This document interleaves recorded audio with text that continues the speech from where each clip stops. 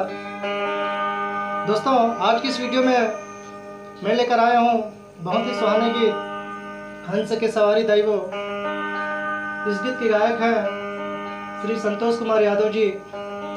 दोस्तों, आज की इस संगीत में मेरे साथ दे रहे तबला में टीकाराम साहू जी और मंजीरा में साथ दे रहे हैं देवेंद्र साहू जी। तो चलिए आपके बीच प्रस्तुत करने जा रहे हैं ये गीत। आप ध्यान से वीडियो को अंत तक देखेंगे। तो चलिए स्टार्ट करते हैं।